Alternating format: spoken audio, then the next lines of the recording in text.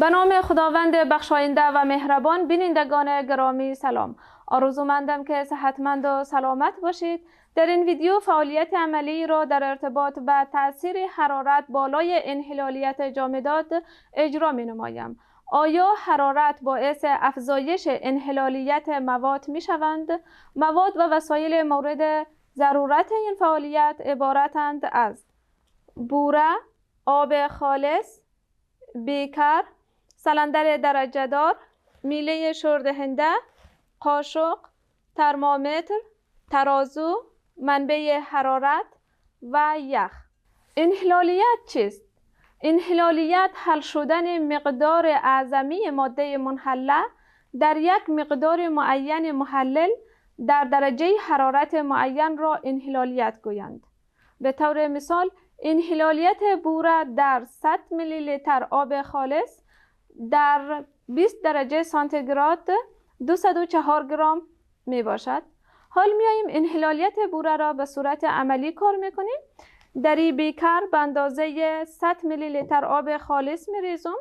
بیکر را در یک محیط عادی می گذارم تا که آب بیکر درجه حرارت 20 درجه سانتیگراد به خود بگیره.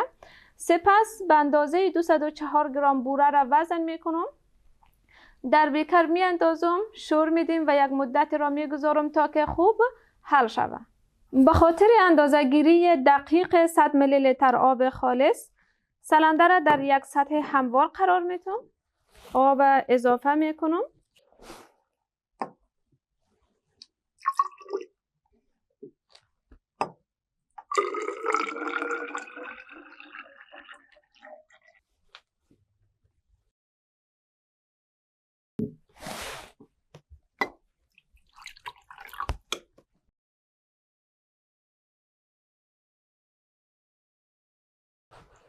حال بوره را وزن می کنم. ترازو رو روشن می کنم. میمانم که صفر شود و تیره می زنم تا که وزن از یم صفر شود.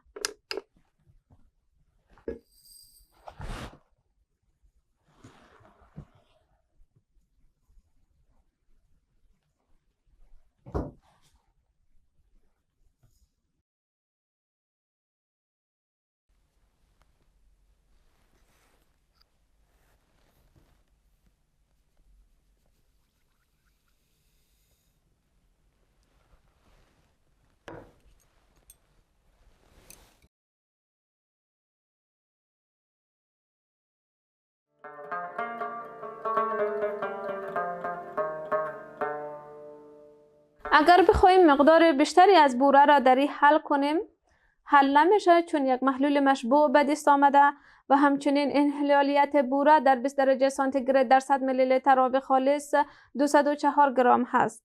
اگر در عین ماده منحله و محلل درجه حرارت کاهش بدیم و همچنین درجه حرارت افزایش بدیم، آیا انحلالیت بوره تغییر می کند؟ در این مرحله در دو بیکر در هر کدامشان به اندازه 100 میلی لیتر آب خالص اضافه می کنیم. یک از این بیکرها را در بین یخ جاگزین می کنیم تا که درجه حرارت پایین به خود بگیره، ولی شما میتونین در بین یخچال بانین.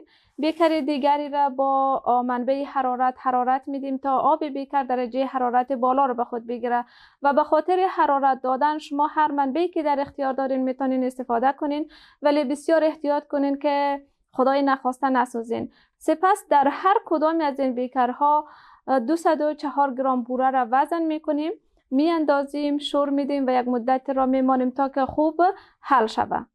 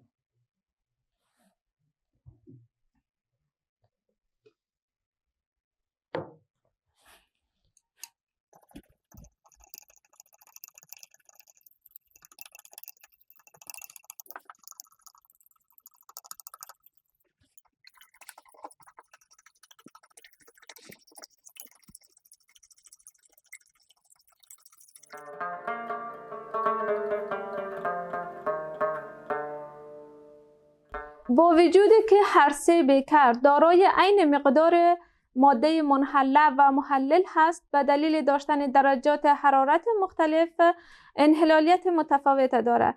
بیکری که درجه حرارت پایین داره مقداری از بوره حل شده و مقداری از آن تنشین شده. بیکری که درجه حرارت 20 درجه سانتیگراد داره بوره حل شده و توانایی حل کردن مقدار بیشتری از ماده منحله را نداره. و در این بیکر که درجه حرارت بالا را داره بوره کاملا حل شده و توانایی حل کردن مقدار بیشتری از مواد منحله را نیز می داشته باشد. از اجرای این تجربه به این نتیجه می رسیم که انحلالیت اکثر جامدات در مایعات با افزایش درجه حرارت افزایش می یابد، چون با افزایش درجه حرارت انرژی حرکی ذرات ماده منحله و محلل زیاد میشه و قوه جذب بین المولکولی آنها کاهش می یابد و در نتیجه فرایند انحلالیت افزایش می یابد. امید که این فعالیت برایتان مفید واقع شود. بیننده ویدیوهای بعدی ما باشید. تا اجرای فعالیت بعدی، خداوند یار و نگهدارتان.